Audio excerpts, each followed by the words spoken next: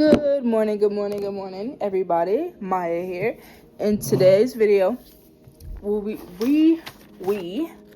will be talking about understanding your family dynamic. Woo! I decided to do this video because I feel like people need to understand what family dynamic they're in, or vice versa, where they come from, if that makes sense. So I was supposed to make this video a while ago. I've been procrastinating, being lazy, and I felt pulled to make this morning. So why not? All right. So the first family dynamic, first of all, according to multiple sources, different websites, of course, it says that there are at least 6 types of family dynamics. So there's 6 we're going to be going over today. The first is a nuclear family. It's a family unit consisting of 2 parents and their children living in a single household. So dad's over the household, traditionally moms in the household, and the 2 or more kids, 1 to 2 kids. The bullet points I wrote down, it says a smaller normal family. Maybe 1 to 2 kids, both parents active in the household, most likely married. So I can relate to this. This was my family dynamic until about 6th grade. So it was me, my brother, and both my parents in the house. And they were married. My parents are married. And then it was me and my brother. So that's the first family dynamic. Simple, easy, typical for people with smaller families.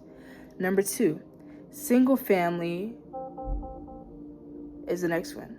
Single family refers to a detached residential structure designed for one family with no shared walls or unit. So when I think about a single family, I think, okay, hold on, I need to do some more. Okay, well, it says one parent carrying the load of responsibilities in their specific household. Okay, so we may all know kids who grew up in single families. I was adopted, so my real mother had that dynamic with my brother and sisters. My mom wasn't married, but she had to take the load of playing mom and dad for my siblings. Having to have the load of both parents, protector, nurturer, provider in a kind of way, if that makes sense, you know what I mean? So I can see that as well. Example, single mother with 4 kids, like my mom, my real mother, yes, and no help. And that's a lot of stress on one person. Some parents, even in a situation where they have a partner, might feel single due to lack of help with the household responsibilities. No one brings this up. How even if you have a partner, sometimes the partner may not help you. Your partner may just put it on you. I like to refer to this episode of SpongeBob where Patrick and SpongeBob adopt a baby clam, and Patrick goes to work at his house, and SpongeBob's doing all the stuff, the laundry, changing diapers, making breakfast, dinner, food, and then he has a pet snail to take care of on top of a baby clam that he's raising basically by himself. And so he followed Patrick because basically Patrick was just a deadbeat. Patrick was not doing anything. Patrick said that he was going to change some diapers, when SpongeBob said, well, I'm doing everything while you only go to work. So Patrick caught him. Patrick went to his house, saw that he was only sitting down watching TV. And his briefcase wasn't even a briefcase full of anything. It had donuts in it. It wasn't even work files. And the reason why SpongeBob got so teed off is because he's doing all the work. Plus, when Patrick did always, basically say, well, leave a dirty diaper for me to change so I can come home and help you so you can relax. And by the time Patrick come home, he's so tired, even though he didn't do anything. All he does is kicks his feet off, sits in front of the TV, and laughs at a coconut being dropped on someone's head. So yeah, that's kind of how I deal with that. that is possible. It's not unlikely in some marriages. I'm not going to say in all. Yeah, I'm going to leave it there. Or even with interaction with their children. Simple tasks, example, picking up their children or taking to school, or in some examples that's all they do. So like Patrick, the only thing he was offering was, in the scenario, was changing the baby's diaper. That's all he felt the need to do, and he couldn't even do that. I'm saying for him, but some parents only do, like, the partner, whether it be the woman or the male, they only do what they feel like they should do. They only contribute so little to the kids, not development, but for how do I say, they only really contribute a little bit to the dynamic when it comes to the family. Like, the co-parenting isn't really co-parenting. It's just, okay, well, you carried my kids, so I'm gonna be there for the kids' sake, and then that's it. I'm not really gonna help besides that. Okay, so here's our break. I'm gonna do a pause here, and I want to explain how does understanding boundaries shape a family dynamic. First, I apologize, guys, my handwriting is very sloppy. It says fostering respect, promoting emotional well-being, and improving communication. That communication line at the end is like the best one, because that's what's needed. Because, say for example, like my family, our boundaries weren't boundaries.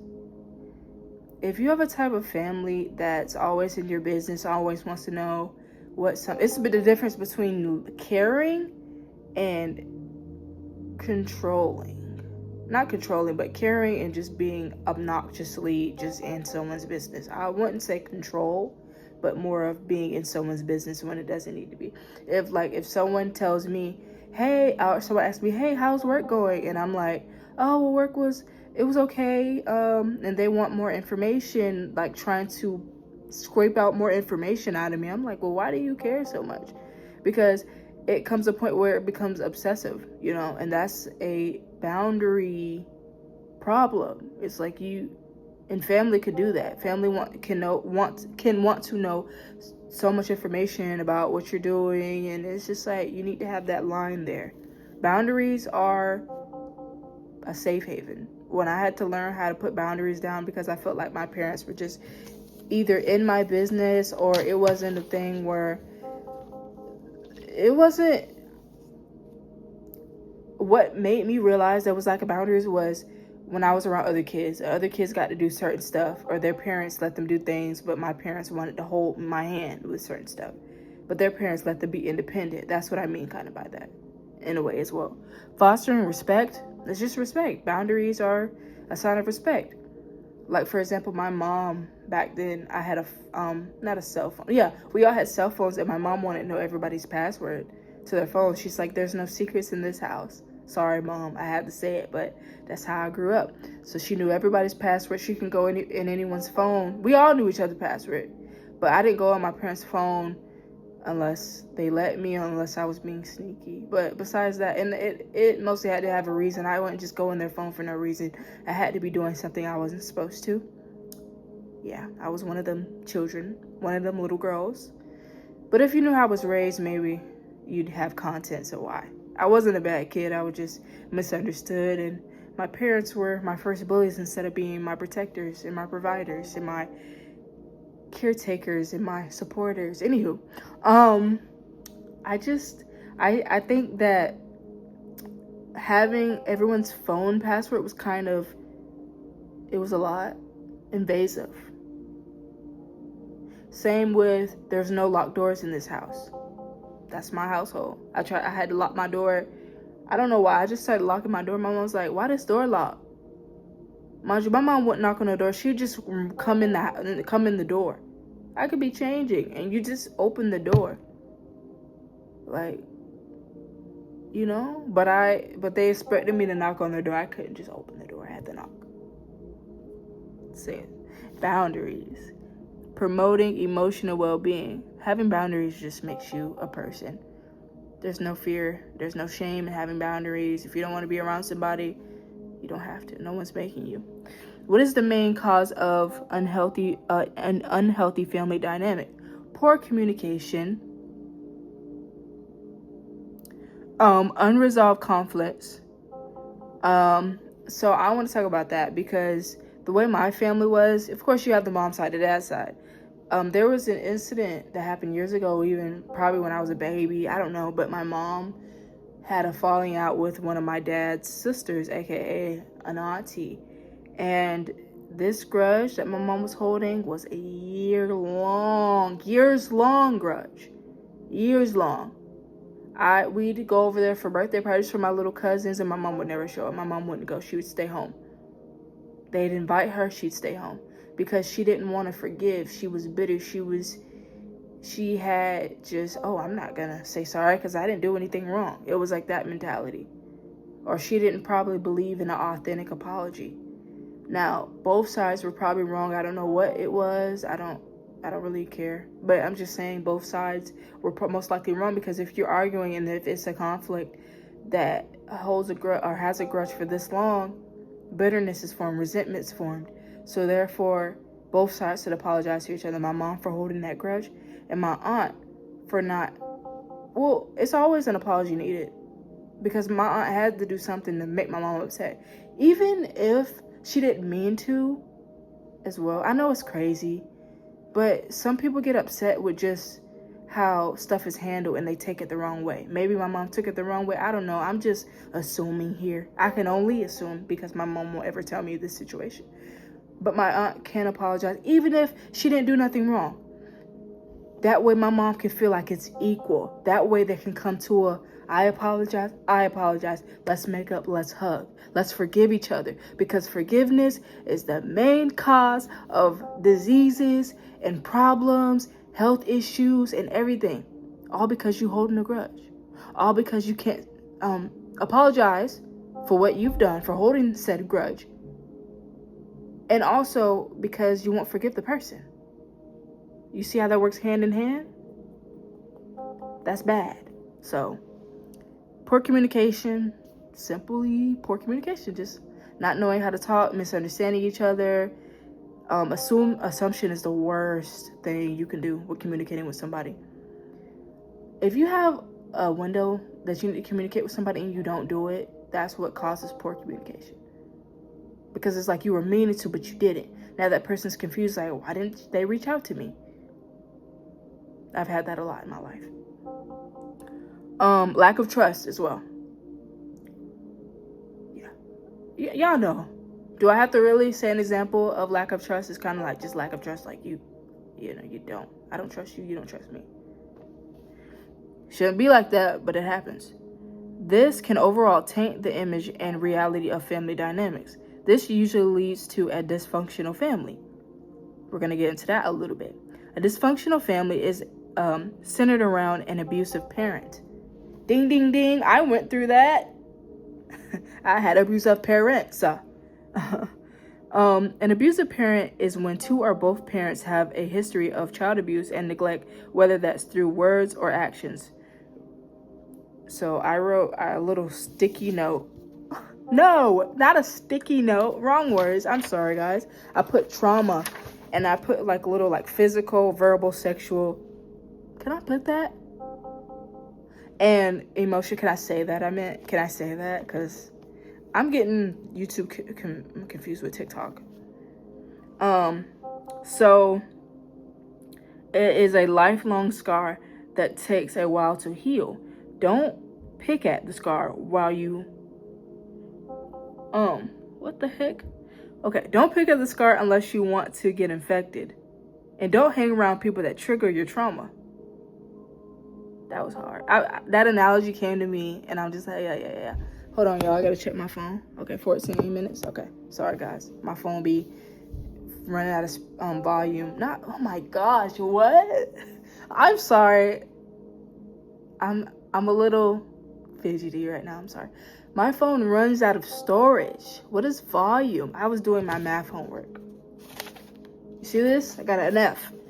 And it says volume right here. That's what I was looking at. I'm sorry. Okay, anyway. So yeah, don't pick at it. Don't be around people that cause trauma.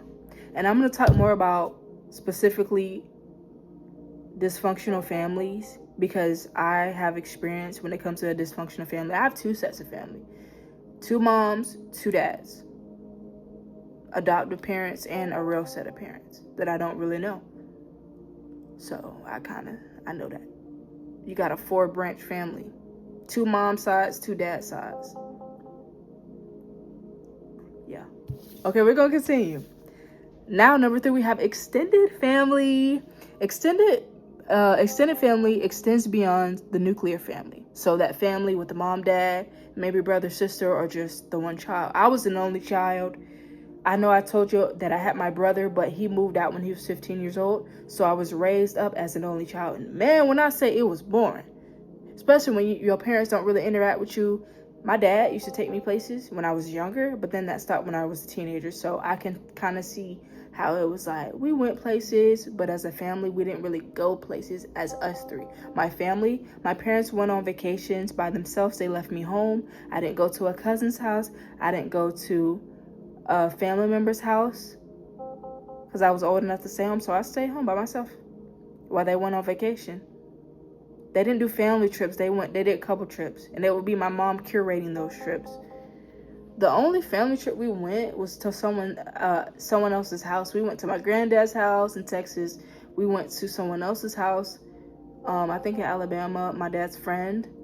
And both houses were nice. My granddad had a nice house, and my dad's friend got a nice house too.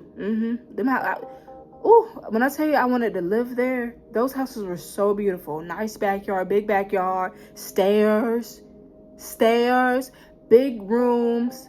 Like I think the sisters shared a room, but their room was so big. Their living room was so big. Okay, I'm sorry. I got distracted, but yeah, y'all get me. So anywho, yeah, I don't mean to go off the top, but that's kind of how it was. So, nuclear family was that. Includes grandparents, aunts, uncles, and other relatives who all live nearby or in one household. So, example, my grandma moved in with us after I started 5th grade because she took me to the bus stop. She was a big help. Would take me to the bus stop because my school was like 30 minutes away. So, all right, I put pros and cons for the remaining of these family dynamics because I didn't do for these, but I didn't think about it until this part. So these are the pros and cons that I got from the internet about Okay, so pros: better for child development, extreme help in the household responsibilities. Cons: oh, it's a con here. Maybe a little crowded, even chaotic. Pro: better social connections. And then the 3 cons and the 1 pro at the end. A lot of arguments. Lack of privacy and boundaries. I talked about that before. Imagine a bunch of people in a house at one time though. That's a lot of people coming in and out the fridge, in and out the house, in and out of rooms, in and out of bathrooms. It might get dirty. It may get crowded, it may get loud. I'm one that isn't used to loud environments. I get uncomfortable because I'm used to being in my own space, in my own room, doing my own thing. I was an independent child for sure because I told you I didn't have my brother growing up. He moved out. He was with his mother because my mom is his stepmom. Mom number 2, because I told you I was adopted. So mom number 2 is his stepmom. So I used to be around myself with my toys, and TV was on. I had all my little stuff on. I was good. That's how I grew up, though. But when I'm around people I like being around a lot of people until it gets overwhelming for me. Then I gotta back up and be like, okay, breathe. Okay, so dependency issues.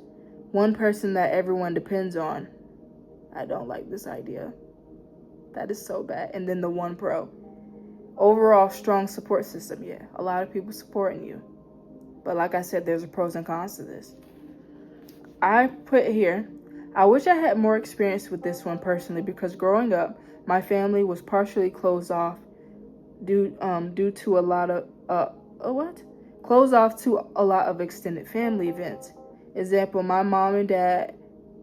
I already talked about this. Basically, how me and my dad would attend my cousin's birthday party. My mom would say no due to personal conflict with my dad's sister, my aunt. My mom rarely attended these events, and if she did, she stayed around my dad for most of it. My mom and dad was like this. It would be me having, because my parents would always be, sometimes my parents act like they didn't have me, like I wasn't their child. I don't know. But when we'd go out, they'd always sit by each other. They'd always sit with the adults, for one, so I couldn't go over there to sit with them. And two, they'd always sit next to each other. So it'd only be 2 seats. They'll sit by each other. I gotta sit somewhere else. I gotta sit with some random family member if it's an event for family, or I have to sit with some random kids. So this really showed me and taught me how to not be shy, because I technically couldn't, because I wasn't around. My family basically pushed me to the side to be next to each other. You know what I mean? I rarely saw her interact, only if it were with someone she liked. Yeah. My mom can make conversation, but it has to be someone she's comfortable with. She can talk to a random stranger, I'm saying, but for the most part, if it's someone she's cool with, she'll talk to them the whole time. My mom's just awkward in public as well too. She's so closed off. She'll sit on someone's couch, be on her phone, because she's awkward and she doesn't want to talk, or she'll watch the TV, whatever's on the TV. Somebody will come up and talk to her, or maybe if she's sitting close to someone, she'll be like, hey, so I like your bracelet, and that'll start a conversation.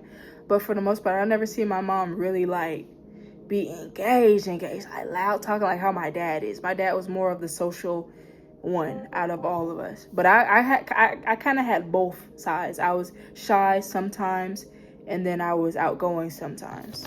But my outgoing side kind of, it showed.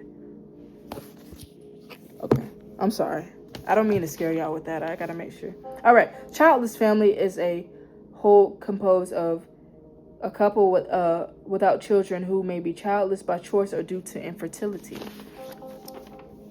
So this is so personal, but that was kind of my family, my adoptive mom and dad's, how like their life for a little bit until I was given to them, because my mom couldn't have a daughter. They tried, but their daughter passed away.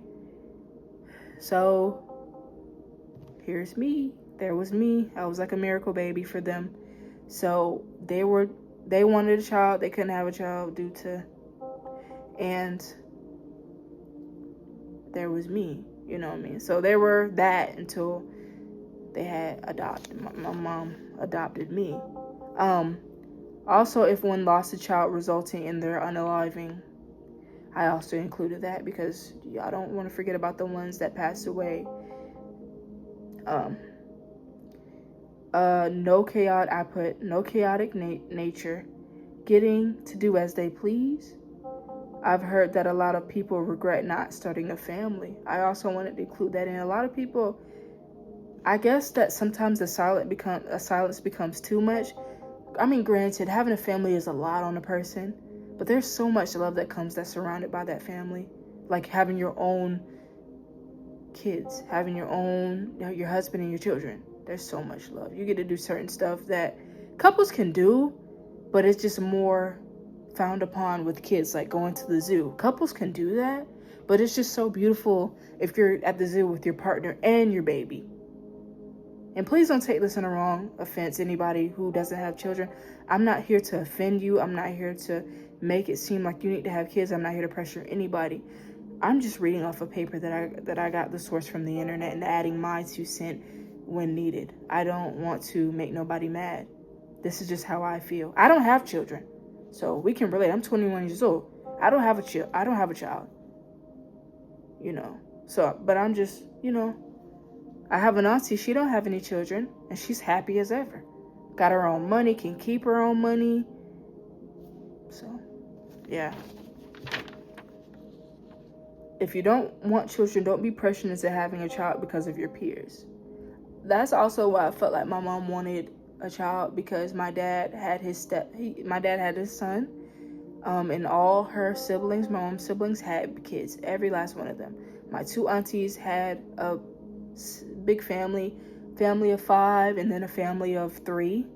So they had big families, and she didn't have no children, my mom. So maybe that was also a thing. Step family is number 5. A family that is formed on the remarriage or divorce of a divorced or widowed person that includes one or more children. Example: mom lost husband, so mom meets new guy, gets married, and now her son has a new stepfather. This is not a blended family. This is step family. The only way that this is considered a blended family is from both parents having a kid from their own previous relationship and get married. So mom has a son, dad has a daughter, gets married, step family. Sorry. Blended family. One side, the other side come together. Blended. Usually overall negative backlash when it comes to step family. I don't know if I wrote that from from shows I watch, which aren't reality. Like, the mom could have her 2 sons, and then bring in another man, be like this man, right?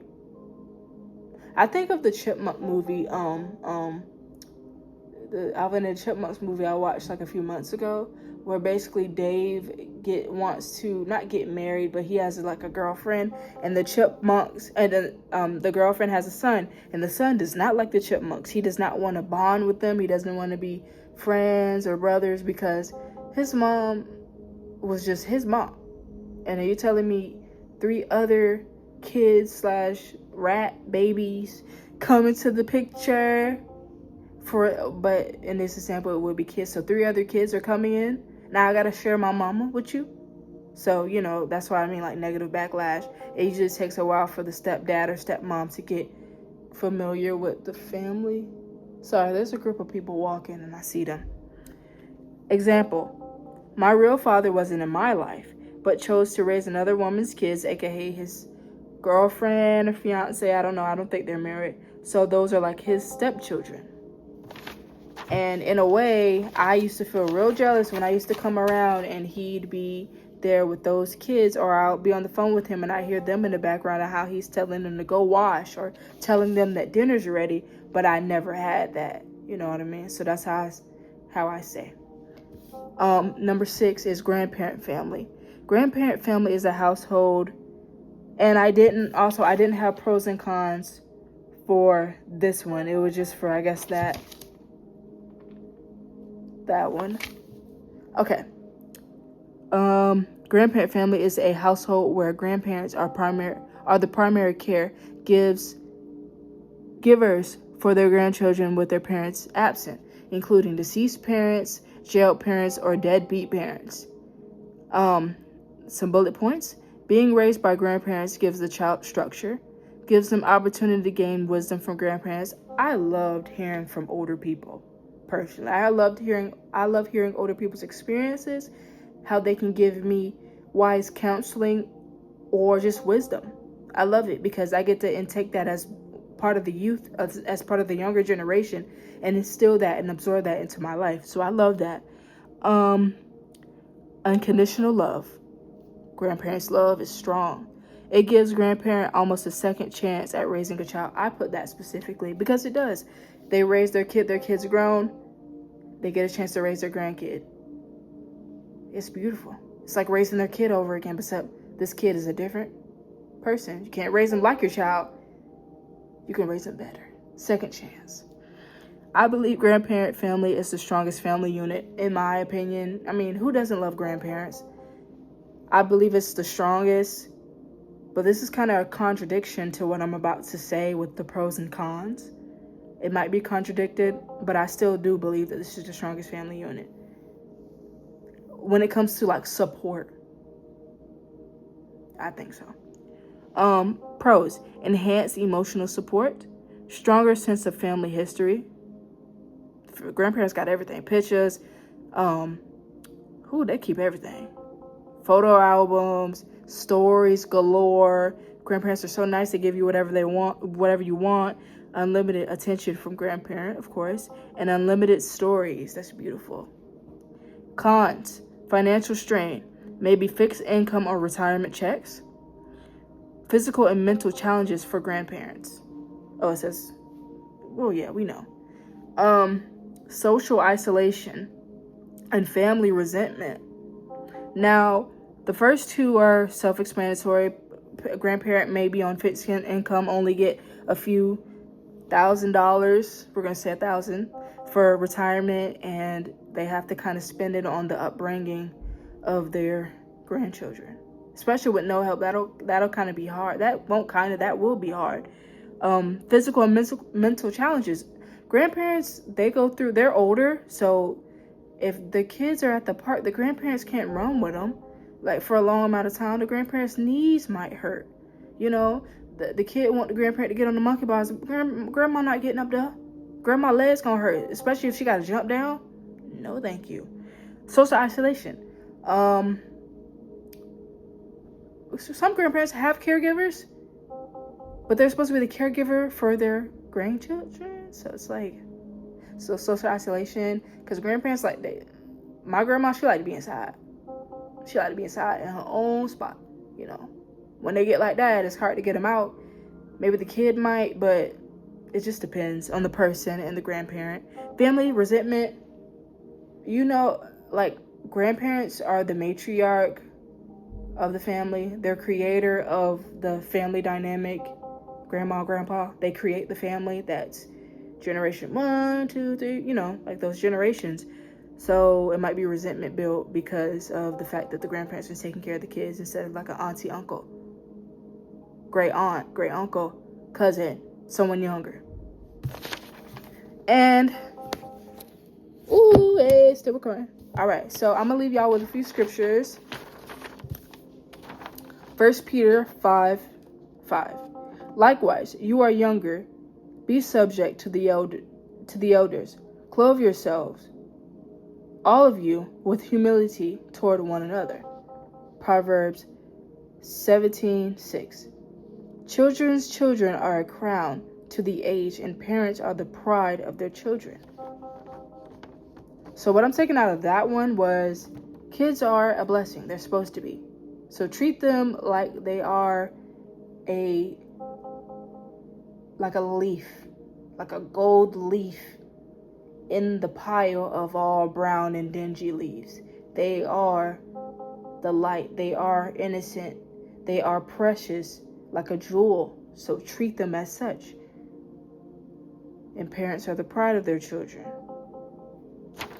I don't really get that, but Psalm 133:1. How good and pleasant it is when God's people live together in unity. So each of these kind of speaks to at least one or more of these family dynamics. How good and pleasant is it when God's people live in unity together? That's family. That's a strong unit. That's support. That's what God wants. Psalm 127, 3-5. Children are a heritage from the Lord, the fruit of the womb, a reward, like arrows in the hand of a warrior, of the children of one's youth. Like I said, children are beautiful. Children are innocent. Kids are a blessing. So are animals. But kids specifically they're wonderful. Treat them like you want to be treated. Just because they're little humans doesn't mean they don't get the same opportunity as an adult. A lot of them are smarter, stronger, more curious, and overall just better humans than a lot of adults, than their parents. That's just how it is. Don't be jealous of a child. Train a child up so they won't depart from you. Because if they depart from you, that means something's wrong. Something happened. Something went wrong there. That scripture's not just there to sit. We're supposed to live by that, especially if you're a Christian. So I leave you with this. Understand your family dynamic. next time when I see your face and when you see mine, we're going to talk about dysfunctional family, because I got a lot to say on that, of course. Got a lot to say about that. I appreciate you for watching. Thank you. Let me know something. Let me know if which one of these families you grew up in. What type of these families, which one of these dynamics that your parents grow up in. Because when I come back, we're going to be talking about dysfunctional family, and I want some answers from you. I thank you for watching, and if you haven't already, join the good side, the great side, the God side. That's with Jesus Christ. You see I'm wearing my white. I'm representing over here. Hey. But thank y'all for watching again for the last time, and I appreciate you. You are loved. You are supported. You are everything. You are very special to me, to God, and we love you. I appreciate you. See you later. Maya out. I really can't believe this video sat here and recorded. Oh my gosh.